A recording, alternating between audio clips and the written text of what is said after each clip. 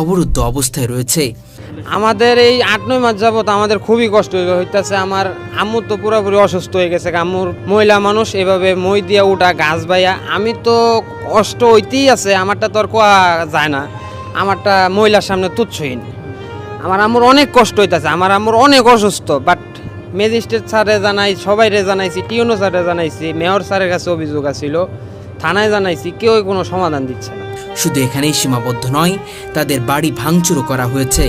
আপনি বাড়িতে দেখেন, এই দেন ভাঙছে ছুটছে, এই দেখেন কিভাবে ভাঙছে। এই যে এই গ্রিলটা কিন্তু আলগা, এই গ্রিলটা আলগা, গ্রিলটা নিরাপত্তার লেগে আমার ছেলে আবার লাগাইছে।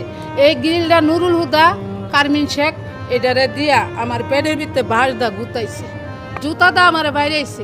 বিধবা নারী শামসুন নাহার, বয়স ৬০ পেরিয়েছে, প্রতিটি মুহূর্তে মৃত্যুর যন্ত্রণা ভোগ করছেন।